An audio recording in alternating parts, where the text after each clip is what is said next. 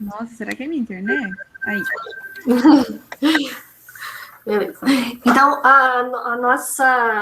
o nosso objetivo nessa conversa com vocês é falar um pouco disso, né? A gente sabe de todas as expectativas de ingresso no ensino superior que estão relacionadas a essas vivências presenciais, e a gente sabe que o fato de vocês estarem iniciando o curso superior sem estarem aqui, né, na universidade, vivenciando essas experiências, pode afetar a motivação, né, pode afetar, inclusive, os estudos.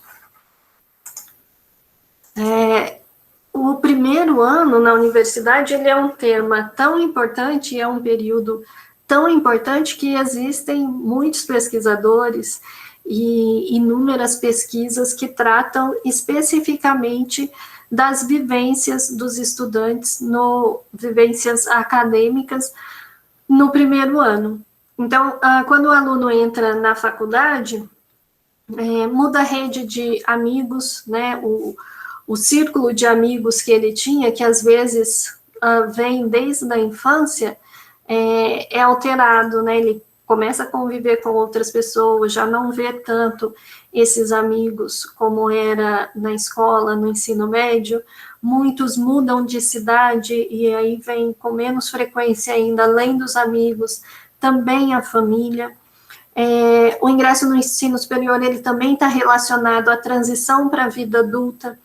Então, nós mesmos e as outras pessoas, a nossa família, a sociedade, de um momento para outro, deixa de nos ver como adolescentes, né, e a gente passa a ser encarado como adulto, e desse adulto a gente passa a esperar uma postura mais autônoma, autonomia em relação aos estudos, à aprendizagem. O ingresso no ensino superior está diretamente relacionado à profissionalização.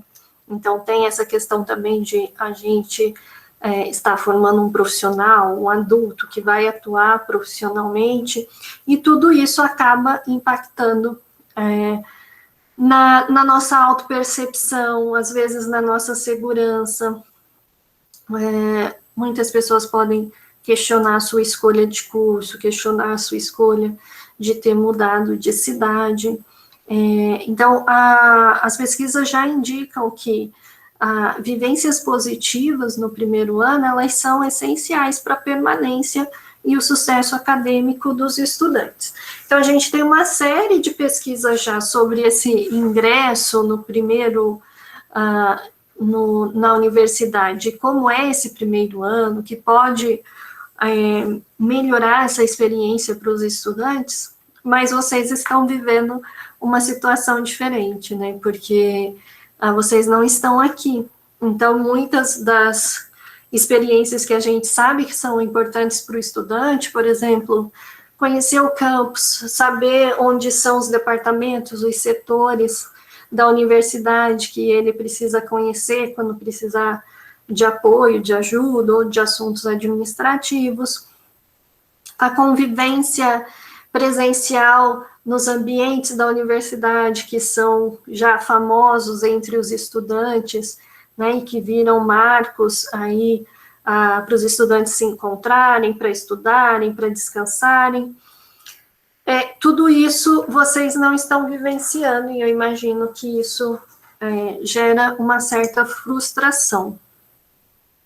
Quando a gente fala que é importante que o aluno se integre à universidade para que ele permaneça, para que ele continue motivado, para que ele se identifique naquele novo contexto com aquelas pessoas, isso quer dizer estabelecer novas relações sociais fortes, né, com essas pessoas nesse novo ambiente. Então, ter uma rede de amigos ali entre os colegas, se reconhecer como um estudante do ensino superior, se relacionar bem com professores e técnicos na universidade, e também significa se integrar intelectualmente. Então, vocês certamente já perceberam que as demandas acadêmicas na universidade são bem diferentes daquelas do ensino médio. Então, mesmo para aqueles que passaram muito tempo estudando para o Enem, percebem que há uma complexidade em relação aos conteúdos e que vocês precisam adquirir mais autonomia em relação à forma de estudar, os horários de estudos, identificar as dificuldades, escolher as melhores estratégias. Então, esse também é um impacto grande que os estudantes têm quando chegam na universidade, né? E talvez por estarem à distância, essa falta de contato presencial com professores, com colegas do curso e de outros cursos, também possa dar uma dimensão maior na dificuldade do que ela realmente tem. Então, os autores Almeida, Soares e Ferreira, eles têm uma pesquisa bastante respeitada, que inclusive é um questionário que muitos universitários respondem sobre a qualidade das vivências acadêmicas, e eles identificam essas 5 dimensões como importantes para vivências acadêmicas positivas. Então, a dimensão pessoal, né, você tá bem fisicamente, estável emocionalmente, ter uma personalidade otimista, de autoconfiança, a relação interpessoal, que é a interação com os colegas, formação de amizade, estratégia para lidar com situações de proximidade relacional e busca por auxílio, a institucional, que é o conhecimento sobre a instituição, pensamentos, sentimentos e avaliação sobre a mesma, sobre a instituição. Então, quando eu me sinto bem naquela instituição, quando eu avalio ela positivamente, quando eu penso sobre ela positivamente, isso é um fator muito importante para a permanência, para o sucesso acadêmico. Carreira, né? Então, eu estou num curso que vai me formar determinado profissional. Então, como eu me sinto em relação a esse curso e quais são as minhas perspectivas de projeto, de atuação profissional, de futuro naquela carreira, também tem um impacto importante na permanência e no bem-estar do estudante. E a dimensão do estudo, que representa uma demanda, segundo os autores, às vezes a demanda maior que os estudantes enfrentam ao ingressar no ensino superior, que diz respeito aos hábitos de estudo, administração do tempo, uso dos recursos de aprendizagem na universidade e preparação para avaliação.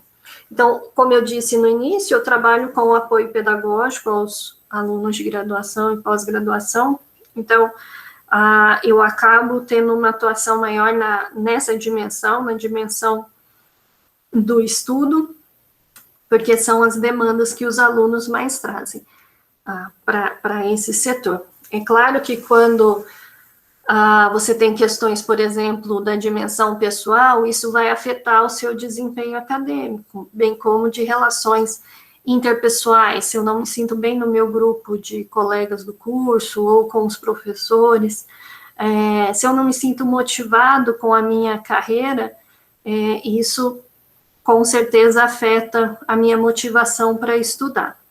E a questão institucional, né, se eu não quero estar nessa instituição, se eu não a avalio como uma boa instituição ou outros pontos, isso também avalia. Então, essas 5 dimensões, é claro que elas se afetam mutuamente, mas eu acabo trabalhando mais especificamente com a dimensão de estudo.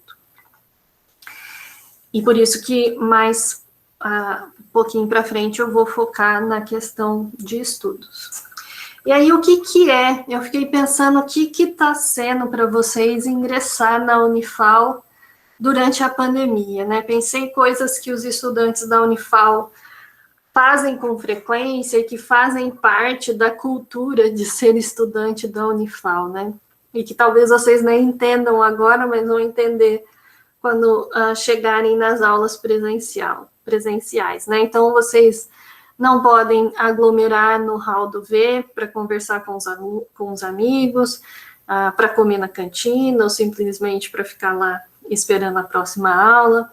ver apresentações culturais no palquinho, aqui no campo sede, tomar uma cerveja no Alves, ficar na fila do RU na hora do almoço, não puderam ir às festas de recepção, não estão convivendo com estudantes de outros cursos, e tantas outras experiências novas e importantes para demarcar esse momento de transição para o ensino superior, e que são experiências que certamente vocês, aí no período do ensino médio, quando estavam se preparando para o ingresso na universidade, esperaram viver quando conseguissem ingressar no ensino superior. Alguém quer falar um pouquinho sobre como está sendo essa experiência? Se tem alguma questão importante que vocês sentem que deveriam estar vivendo, que queriam estar vivendo, e isso, se isso está afetando o estudo de alguma forma, ou a motivação para o curso.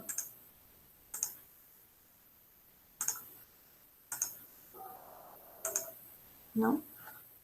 Vou continuar, então. Então, eu vou falar agora especificamente algumas orientações para a questão acadêmica, pedagógica, né?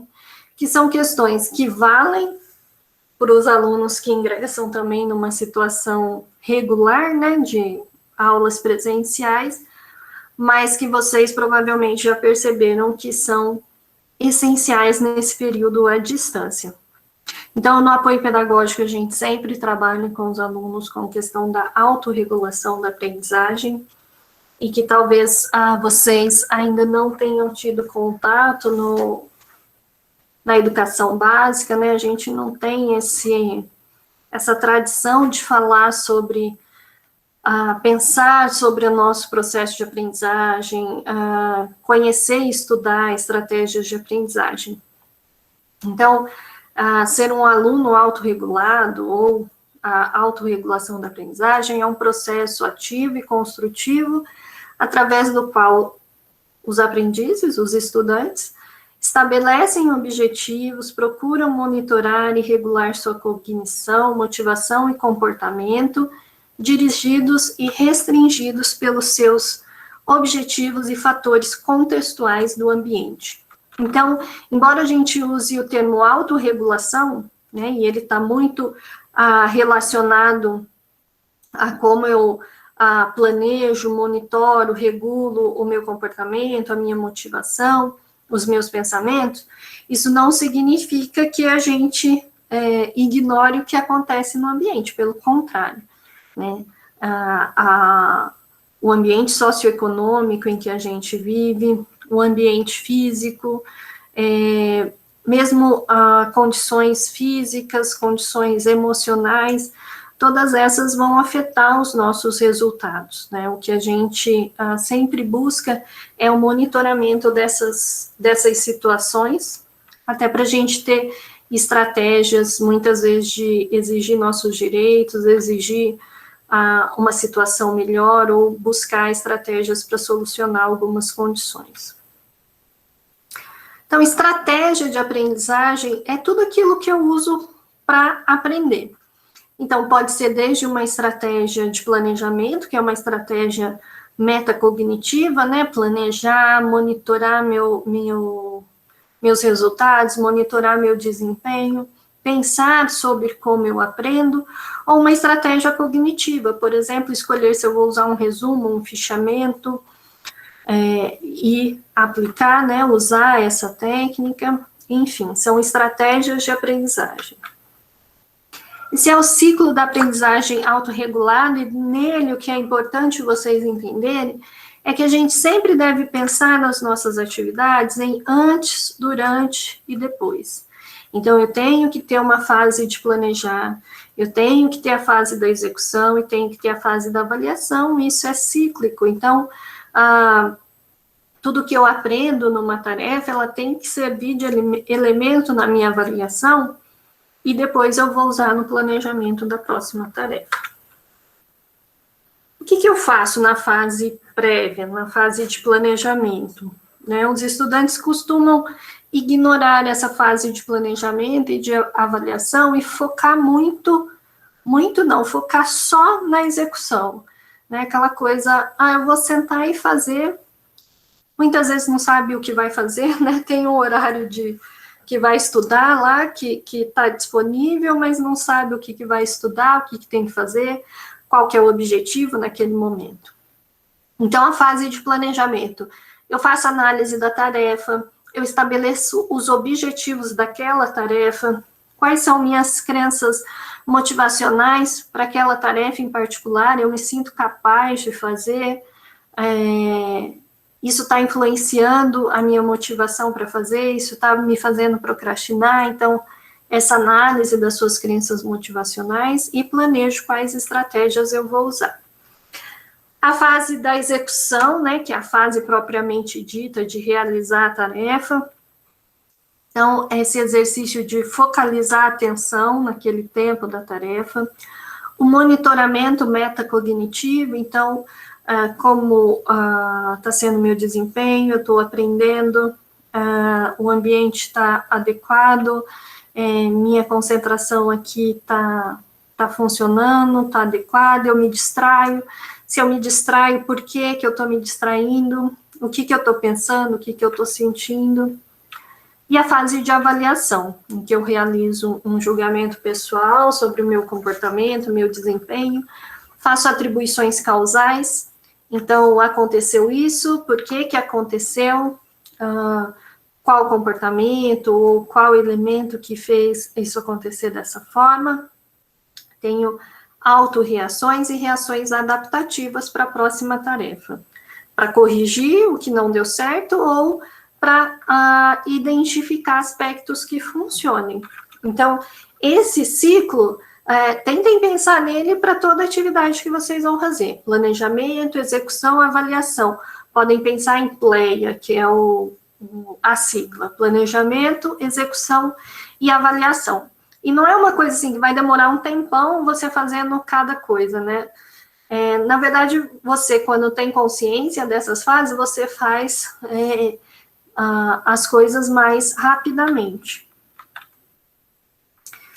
Quais os erros que os alunos costumam cometer nessas diferentes fases? Então, ao invés de eu fazer aquela fase de planejamento com essas etapas, né, analisar a tarefa, saber qual é o meu objetivo, saber o que pode me atrapalhar em termos de crenças motivacionais e escolher a melhor estratégia para realizar a atividade, eu faço o contrário, eu não compreendo a tarefa adequadamente, eu adio o início da tarefa, deixando pouco tempo, geralmente, para fazer. Eu não tenho objetivos definidos, não tem tempo adequado, não estipula qual o tempo adequado e não faz um planejamento. Na fase de execução, para constantemente, não faz monitoramento do tempo, da atenção, etc., e não segue o planejamento. Aqui na fase da execução, o não segue o planejamento, por exemplo, às vezes um aluno até faz um planejamento muito legal, mas ele não segue o que foi planejado. Na autorreflexão, não avalia o seu resultado final, não usa seus resultados para o planejamento subsequente e não faz atribuição causal. Então, às vezes eu dou um exemplo que é, o aluno às vezes faz a mesma disciplina 3, 4 vezes, e ele não muda nada no seu comportamento, na forma de estudar, nada. Então, não teve uma avaliação que dissesse para ele, né, que ele usasse para fazer essa autoavaliação, o que precisa mudar, as estratégias não estão adequadas, né, se não está funcionando, você tem que mudar alguma coisa. Então, essa falta de autorreflexão, de autoavaliação sobre o processo, ela pode causar vários problemas.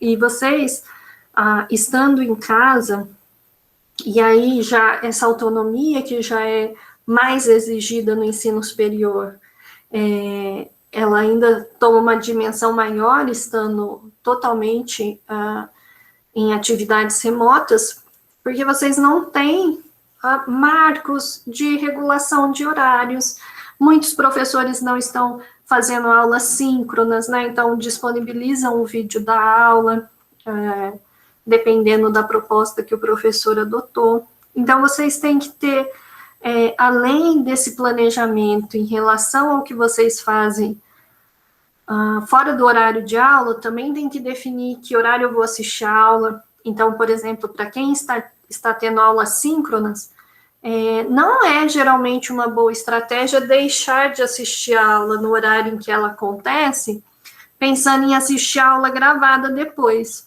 porque eu vejo duas situações. Geralmente, o aluno vai assistir e gasta muito mais tempo assistindo a aula, porque para muito, pausa muito, quer escrever tudo que o professor falou, ou essas aulas acumulam e aí assiste mais rápido, né, ou só em cima da hora para a prova. Então, vocês precisam pensar nessas questões que dizem respeito às escolhas de vocês e como elas podem não só afetar o desempenho acadêmico, mas também não gerar ansiedade, não gerar frustração, não afetar a visão que vocês têm da universidade e do curso que vocês escolheram. Então, como eu falei inicialmente, né, aqui os fatores ambientais, que são o contexto, os fatores pessoais, que são aqueles fatores biológicos, afetivos e cognitivos de cada pessoa, e os fatores comportamentais, eles se influenciam mutuamente. E aí eu vou dar algumas orientações que talvez, se vocês ainda não estiverem adotando, vai ajudar nesse processo de autorregulação da aprendizagem, né, ajudando na escolha das estratégias mais adequadas para vocês e nesse processo de aprender na universidade. Então, primeiro, saber quais são os seus objetivos, né? Pode parecer banal, a gente até usa a palavra objetivo com muita frequência, mas nem sempre para pensar sobre quais são os nossos objetivos ou qual o papel deles no nosso comportamento. Então, a gente, quando entra na faculdade, geralmente tem como objetivo maior ou principal ou genérico, digamos assim, todos têm, terminar o curso de graduação, de preferência, né, no tempo padrão do curso. Mas a gente precisa pensar um pouco mais sobre esse objetivo, né? Claro que daqui 4, 5, 6 anos, dependendo do curso, vocês querem estar se formando. Mas o que isso significa na prática, né? Já que isso vai acontecer só daqui a alguns anos, o que isso significa para vocês hoje, amanhã, nessa semana? O que isso impacta no seu comportamento essa semana? Né? O que te motiva a acordar cedo amanhã para estudar, se é uma coisa que vai acontecer só daqui 4 anos? Então, é mais ou menos assim que o nosso cérebro funciona. Uma coisa que vai acontecer daqui muito tempo tem pouco potencial de nos motivar. Por isso que a gente precisa trazer esses objetivos para mais perto da gente.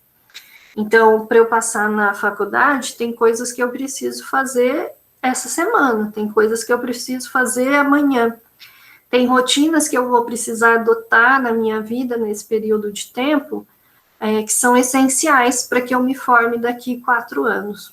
Então, essa reflexão, essa consciência sobre os seus objetivos, não só o seu objetivo daqui 4 anos, mas o seu objetivo para o semestre, o seu objetivo para essa disciplina que você está matriculado, o seu objetivo para essa semana, eles têm que ficar claros e servir como um norte para suas ações, para o seu comportamento.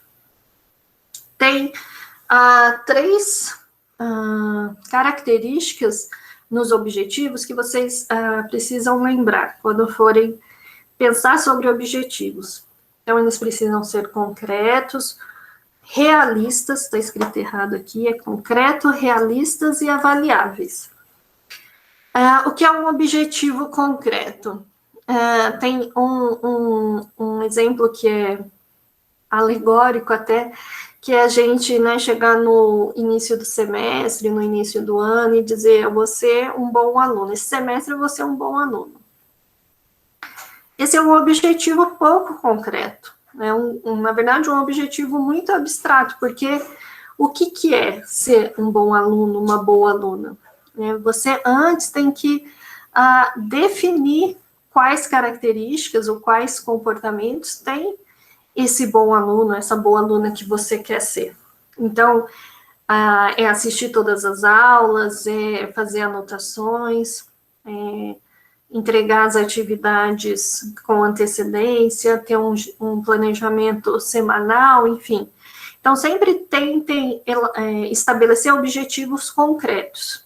Esses objetivos, além de concretos, precisam ser realistas. Então, os meus objetivos, eles têm que significar algum desafio, né? Eles têm que me levar a melhorar ou que me levar em direção àquilo que eu quero. Mas eles precisam ser realistas, né? Não dá para dizer que hoje eu não consigo estudar nem 30 minutos e que a partir de amanhã eu vou estudar 6 horas. Isso não é realista, não sei nem se é desejável, dependendo da sua situação, você não precisa estudar 6 horas. E a chance de você não conseguir e aí se frustrar é muito grande. Cada vez que você se frustra, você se sente menos motivado, você tende a evitar aquela tarefa ou tarefas parecidas. Então, tomem cuidado, objetivos concretos, realistas e avaliáveis, no sentido de que você pode dizer se o que você está fazendo está dentro do que você planejou, está dentro do que você precisa, se você precisa fazer adequações, né? Eu quero passar nessas disciplinas, né? Semanalmente eu posso avaliar se as minhas estratégias estão adequadas, se eu estou conseguindo seguir o que eu planejei, se eu não estou conseguindo, o que está acontecendo, o que eu posso mudar. Tem o gato aí da Alice, né? Lembrando que se a gente não sabe para onde ir, qualquer caminho serve. Então, é o objetivo que define o nosso planejamento. A gente só pode fazer um planejamento quando a gente sabe para onde quer ir. Aqui um exemplo de como vocês podem refletir, colocar no papel seus objetivos. Aqui em formato de escada, então, considerando lá o topo da escada, aquele objetivo grandão de vocês, para daqui a alguns anos de terminar a graduação. Mas até eu chegar lá, eu tenho que passar em todas as disciplinas de cada semestre, fazer estágio, fazer iniciação científica, se eu quiser, se for uma escolha, né, para minha formação, participar de um projeto de extensão, fazer TCC, enfim, aqui você pode colocar outras coisas que você queira fazer durante a sua graduação, talvez você ainda nem saiba, esses degraus podem ser inseridos depois, participar de uma atlética, fazer intercâmbio, enfim. Mas para vocês terem a ideia de que é preciso entender quais são as etapas. E aí, aqui, o que eu fiz? Peguei esse aqui, terminar a graduação, que é o objetivo grandão, e aí vou lá pegar o primeiro degrau da minha escada, passar em todas as disciplinas do semestre. Passar em todas as disciplinas do semestre virou aqui o meu objetivo. E aí eu tenho uma outra escada para ele. Para eu passar em todas as disciplinas do semestre, eu tenho que elaborar um planejamento semanal. Eu tô falando, essa escada é a minha. Né? Cada um de vocês, cada pessoa deve pensar no seu objetivo e então pensar no seu planejamento. Então, a Michele, né, se tivesse lá ainda na graduação, passar nas disciplinas do semestre. Eu preciso ter um horário semanal, assistir todas as aulas, fazendo anotações, complementar as anotações de aula, frequentar a monitoria das disciplinas que eu tiver dificuldade, ter horários diários para revisão e realização de atividades e definir o objetivo de cada sessão de estudo antes de começar. Então, esse é um exemplo para vocês entenderem que os nossos objetivos, eles não podem ser uma coisa abstrata na nossa mente, né? Talvez a gente possa até fazer um paralelo entre sonho e objetivo, né? Ter um sonho é, assim, uma coisa meio abstrata, né? Quando a gente transforma esse sonho em objetivo, a gente tem que ter um planejamento, tem que ter prazos. Então, por exemplo, se eu quero fazer iniciação científica, quando que eu vou começar a procurar iniciação? Como que vai ser? Em que prazos eu vou fazer isso? Né? E aqui tem um quadro também que ajuda a gente. Então, como eu vou estabelecer meus objetivos? Definir o objetivo, pensando que ele deve ser concreto, realista e avaliável. Estabelecer um plano. Como que eu vou alcançar esse objetivo? O que que eu preciso para alcançar esse objetivo? Quais são os passos e tarefas intermediárias?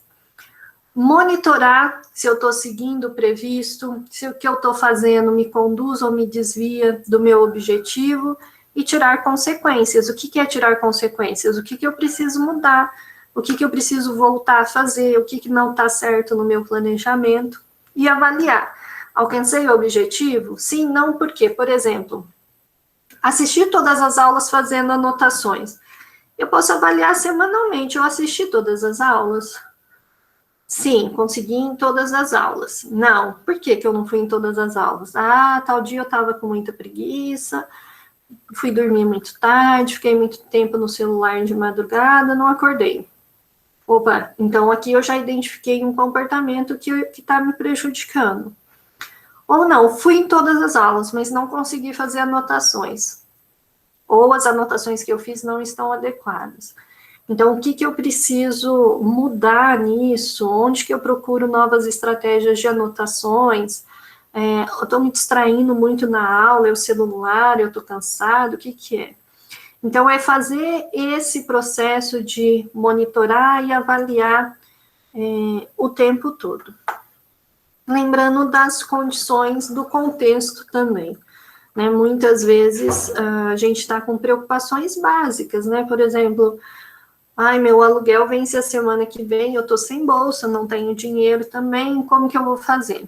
Essa é uma preocupação que vai afetar o seu estudo. Né? Então, tem situações que a gente precisa encarar e tentar resolver. Numa situação dessa, né, o estudante ele pode buscar o auxílio da praxe, né, para quem tem apoio familiar, pode buscar esse apoio, porque tem situações que são mais básicas, né, o cérebro ele só vai estar disponível para estudar, para aprendizagem, quando essas situações mais prioritárias estiverem atendidas.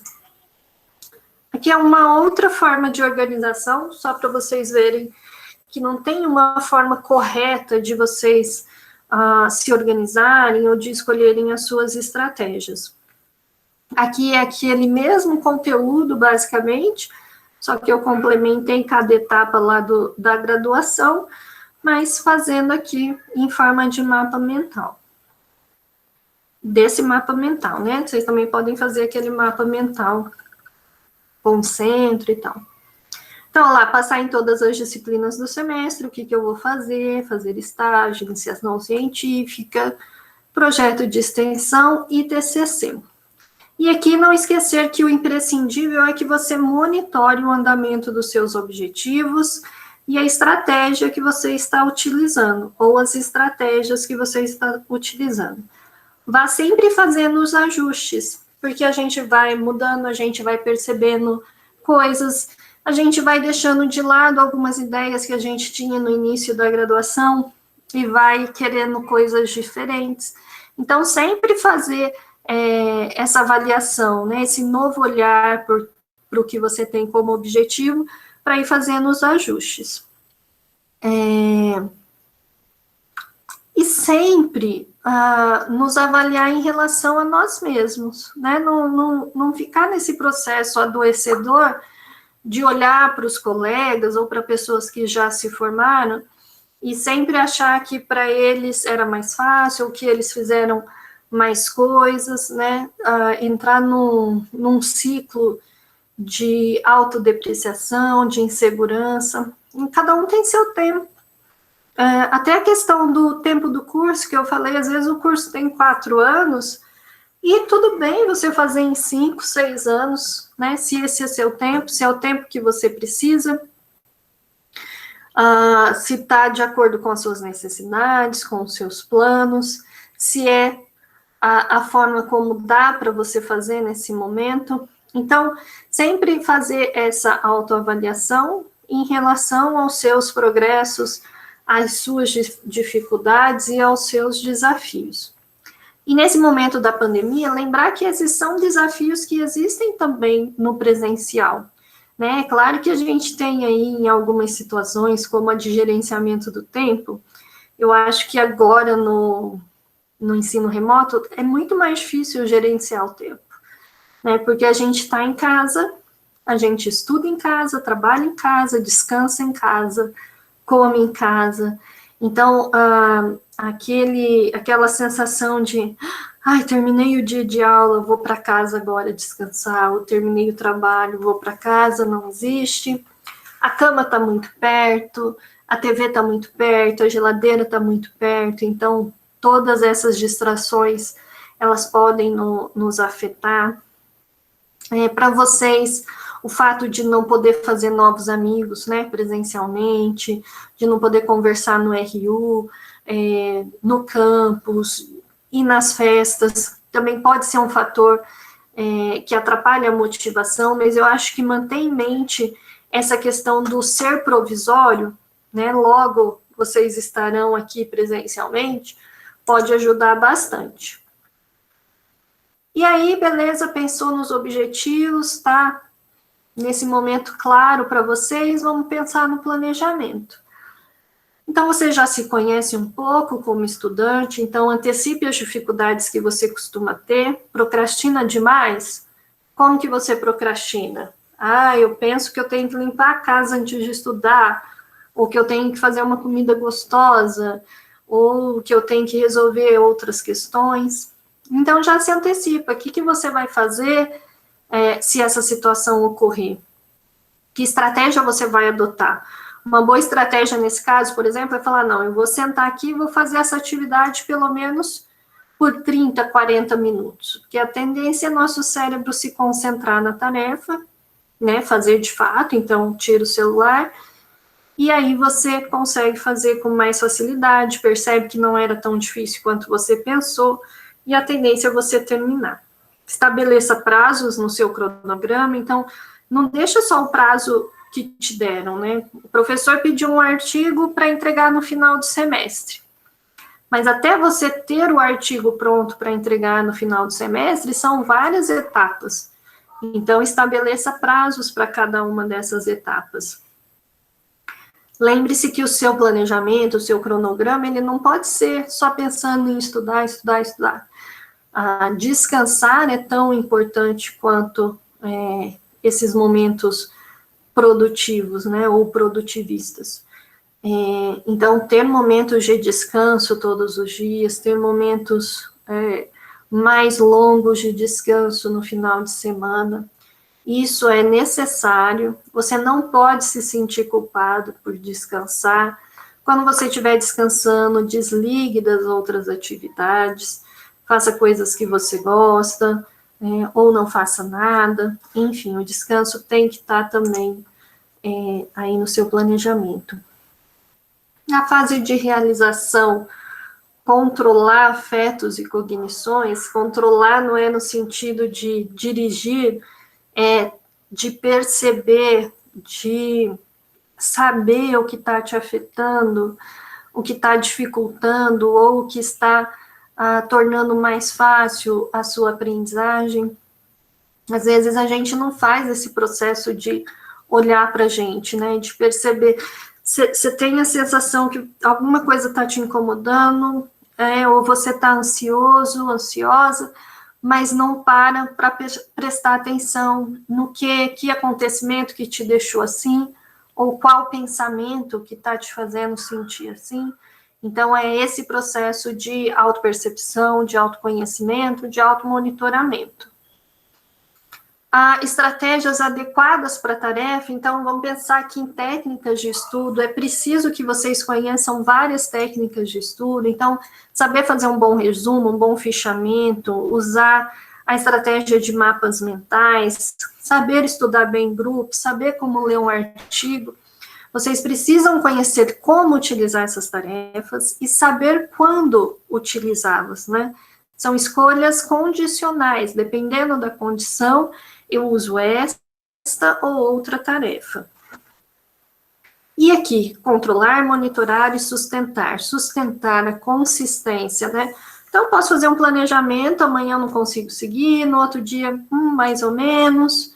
No terceiro dia, a tendência é a pessoa falar, isso aqui não funciona, eu vou continuar fazendo o que dá, o que o prazo estiver estourando. Não é assim.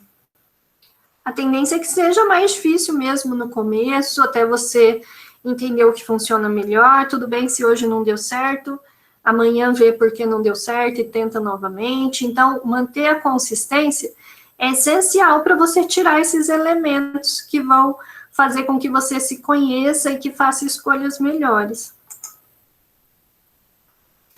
Tentar se livrar de crenças que limitam a gente, né? Por exemplo, de que inteligência é uma coisa fixa, ou se nasce inteligente, ou não se nasce, ou se nasce capaz, muito capaz de estudar e de aprender, ou não se nasce, né? Que você não pode mudar essas coisas. Então, tentar identificar quais são as crenças sobre você que podem estar te atrapalhando, sobre estudo, sobre inteligência, sobre habilidades de autogerenciamento, a crença de autoeficácia, que é quanto eu me sinto capaz, e nesse sentido para tarefas específicas. Então, vocês podem perceber que, de repente, numa disciplina de exatas, você se sente muito capaz. E aí você faz as atividades, você não procrastina, você participa das aulas, mas numa atividade mais da área de humanidades, que eu tenho que escrever mais, que eu tenho que falar mais, eu não me sinto confortável, não me sinto capaz, e aí eu evito. Então, perceber se essas crenças existem, se estão influenciando vocês.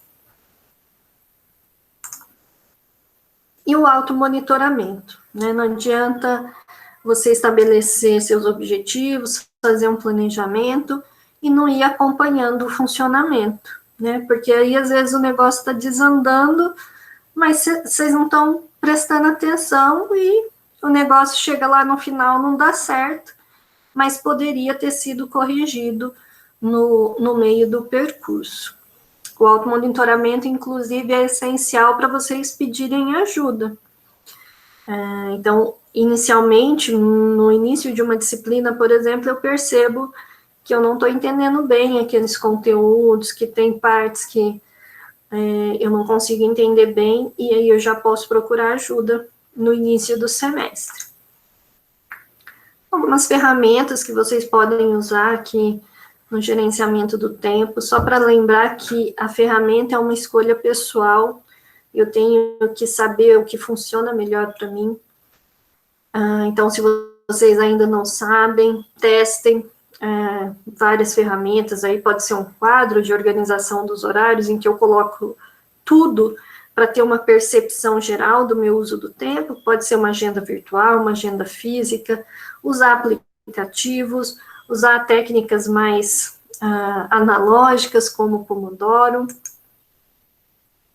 Aqui, esse aqui é o Trello, que é um aplicativo de tempo de foco, bem bacana, usa gamificação e recompensa em forma de arvorezinhas, é muito legal o Forest. Esse é o Trello para organizar todas as atividades, os projetos, dá para separar as disciplinas, dá para fazer vários tipos de organização. Esse é o Ankydroid, que é um aplicativo que ajuda a estudar com fichas, ele também vai te dizendo, de acordo com o seu desempenho, respondendo aquelas perguntas, quando você tem que estudar novamente. Já tem vários baralhos de vários conteúdos, mas você também pode criar o seu. Também é bem bacana. E para lembrar que a técnica de estudo mais eficiente é aquela em que vocês se envolvem ativamente. Desculpa. Eu percebo que os estudantes têm uma angústia um pouco grande com isso, né, de saber qual a melhor forma de estudar.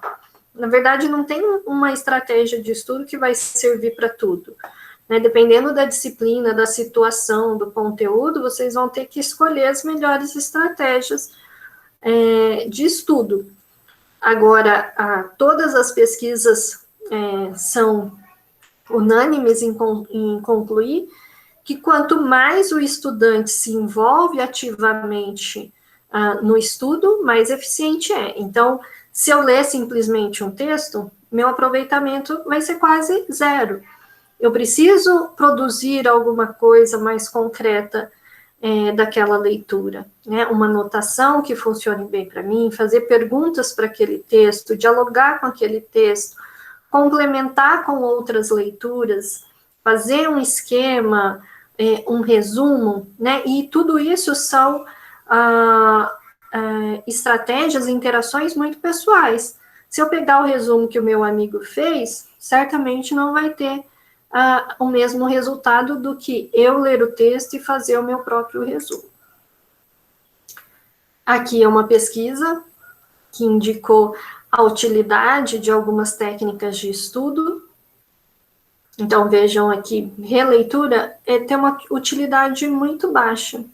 Enquanto a interrogação elaborativa, que seria, eu posso pensar nisso, ler ou assistir uma palestra, uma aula, fazendo uma interrogação elaborativa, discutindo com aquele conteúdo, uma utilidade moderada. E aqui, os mais, em que o aluno se envolve, mais alto, né? Então, um teste prático e a prática distribuída, que é ter contato com aquele conteúdo de forma ativa mais vezes, são os de utilidade mais alta. E para finalizar aqui, eu quero dizer que mesmo que vocês estejam longe, à distância, a universidade tem buscado oferecer uma série de atividades para trazer vocês mais para dentro da universidade, né, no sentido figurado. Então, procurem participar dessas atividades, webinars, oficina, projeto de extensão, iniciação científica, tutorias, enfim, a universidade, vocês têm que começar a tomar contato com essas várias áreas de atuação, continua oferecendo essas ações, então participem. Aqui era a nossa agenda do semestre, algumas atividades já foram realizadas, mas, por exemplo, a gente tem dia 29, amanhã, uma palestra com a Marilda, que é psicóloga lá do Serviço de Orientação Educacional da Unicamp. Ela vai falar sobre o manejo da ansiedade pré-prova. Depois eu falo sobre como estudar para a prova. A gente tem uma outra oficina sobre aplicativos que podem ajudar no gerenciamento do tempo e da concentração. O professor Márcio, do curso de Geografia, vai falar sobre avaliação como método de construção do conhecimento. Está acontecendo toda a quarta-feira, das 17 às 18, esse projeto que chama Projeto de Vida em Tempos de Pandemia. É só acessar o link e participar. Cada semana é um tema relacionado a projeto de vida. Vocês devem ter recebido no e-mail também a divulgação desse ciclo de oficinas, que são 5 encontros, e a gente vai falar a cada encontro sobre estratégias de aprendizagem, então, de forma mais aprofundada, o que a gente falou aqui hoje de forma bastante resumida. Então, embora vocês estejam lidando aí com desafios muito específicos, né, que a gente, enquanto servidores e pesquisadores, ainda não conheci e ainda não tenho um conhecimento bem estabelecido sobre os impactos, né, mas as instituições, elas têm tentado oferecer uma série de ações e de atividades visando uma maior qualidade de ensino e de integração para vocês nesse momento.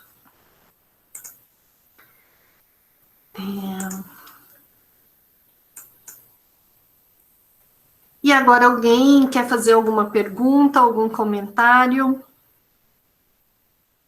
Tem alguma experiência que gostaria de compartilhar como ingressante nesse momento de pandemia que esteja afetando?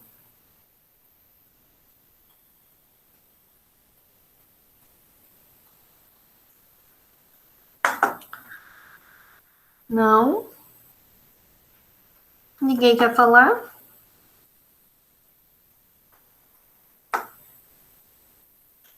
Está sendo tranquilo, pessoal, para vocês? Tem ingressado na universidade com aulas à distância?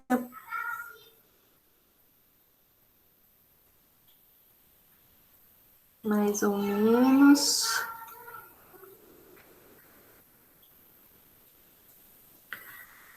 Tem afetado a motivação? Cleidiane, não. Uhum. Alguém nesse período, desde que começou as aulas, já pensou em desistir do curso? Ou da universidade? A Mayra falou que tem que saber muito essa de organização e disposição para estudar. Sim. Com crianças é muito complicado, Cleidiane. Muito difícil dividir os ambientes, né? Uma coisa acaba misturando com a outra e atrapalha bastante. Mayra, essa questão de organização é um exercício, né? Sim, de não desistir. É essencial que vocês tenham estratégias de gerenciar o tempo, as tarefas, tenham uma percepção de quanto tempo vocês usam do dia para estudar, quais as atividades que vocês realizam em mais tempo, quais realizam em menos tempo, ou outras atividades que vocês têm que fazer que às vezes não consideram, por exemplo, muita gente em casa tem que ajudar a limpar a casa, fazer comida, às vezes ajudar a cuidar de criança. Então, tem que ser muito realista também no gerenciamento do tempo, né? Às vezes a gente tem um ideal, né, do que é ser estudante universitário, acha que tem que estudar o dia todo e quer colocar isso no nosso cronograma. Né? E aí, como eu falei, acaba gerando muita frustração, diminui a motivação, aumenta a nossa insegurança. Então, sempre que forem fazer organização do tempo de vocês, sejam bem realistas na forma que vocês fazem isso. Então, coloca tudo que vocês fazem, tem que ter um tempo tranquilo para comer, tem que ter tempo de descanso, tem que ter uma rotina de sono. E aí, nos momentos que forem tempo de estudo, aí sim, esse tem que ser um tempo só para isso, tem que ser um tempo de foco, né, em que você não se distrai. Então, é melhor que vocês tenham tempo de qualidade do que quantidade aí colocada nesses cronogramas. O Jean não pensou em desistir ainda, mas chorar sim. Pessoal, eu tô rindo, mas é sério, olha. O curso de graduação é difícil, a gente sabe que é difícil, né? Não tem como falar assim, vai ser muito tranquilo. É difícil porque é uma quantidade grande de conteúdos, porque estudar é difícil, né? Exige um esforço intelectual muito grande, mas não pode ser gerador de sofrimento. Então, sempre tá olhando para si mesmo para perceber se é um difícil aceitável, que faz parte do processo, ou se está gerando sofrimento. Né? Por exemplo, eu tenho crise de ansiedade, eu estou deprimido, isso me desencadeia sintomas físicos, emocionais, porque aí eu tenho que procurar ajuda, né? Aí não é normal. Mara, eu vou tentar aderir aqueles passos para alcançar os objetivos, ótimo. A gente tem um canal no YouTube que tem todos os vídeos das palestras que a gente tem feito nesse período de pandemia, do apoio pedagógico. Vocês podem acessar lá, que aí vocês conseguem assistir todos os vídeos. O canal é da.unifal. A Natália disse, até o momento estou conseguindo conciliar as atividades e as aulas, porém, no início das aulas, alguns membros da minha família pegaram um Covid, então, nossa, Natália, espero que eles estejam se recuperando. E é aquilo que eu falei, né? A situação, o contexto, a realidade vai influenciar muito os nossos resultados, a nossa disponibilidade e as nossas estratégias. Então, a gente também não pode querer ignorar isso, né? Não é aquele papo de coach que depende só de você, né? Isso não existe. Então, a gente também tem que olhar para essas questões e saber o que pode determinar os nossos resultados. A Cássia disse, sou egressa da universidade e agora com um novo desafio, como o da Cleidiane com o filho. Então, apesar da experiência da vida universitária, é outro momento da vida. Eu entendo totalmente vocês. Eu tive um filho no primeiro ano da graduação, depois eu tive um filho começando o mestrado, e agora eu estou terminando o doutorado, tenho 2 filhos. Então, eu sempre fui uma estudante com filho. Em alguns sentidos, a gente se sente muito mais motivada, porque ser mãe, ter filho é um aspecto de motivação, mas em outros é muito mais difícil, né? Porque tudo a gente tem que fazer com eles, e eles são a prioridade, mas a gente também tem que fazer outras coisas pela gente e pensando neles. Então, é uma organização diferente, ainda mais se trabalha e também estuda, né? Exige muito mais. E aí eu volto a dizer que a gente não pode querer ser super mulheres e super homens, achar que vai dar conta de tudo, vai fazer tudo sozinho e vai fazer tudo 100%. Né? A minha máxima de vida é feito é melhor do que perfeito. Então, não dá para esperar a hora ideal, nem dá para esperar fazer as coisas tudo de forma perfeita, porque isso também desencadeia muito sofrimento na gente. Então, fazer de acordo com as nossas possibilidades, pedir ajuda sempre que a gente precisar e para quem a gente puder, isso ajuda bastante. A Cássia está no momento de adequação e de organização isso, mas com foco nos objetivos. Pessoal, acho que agora muitos de vocês estão em horário de aula. Se alguém tiver mais alguma pergunta, pode mandar no chat. Eu vi que a Carol já mandou o link da lista de presença, então antes de sair, preencham a lista. Se alguém tiver mais alguma pergunta, pode fazer.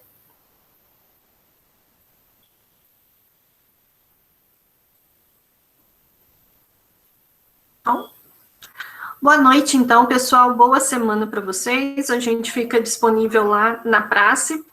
Tem o setor de apoio pedagógico e de atendimento psicológico. Se precisarem, é só procurar, tá bom? Um abraço, boa noite.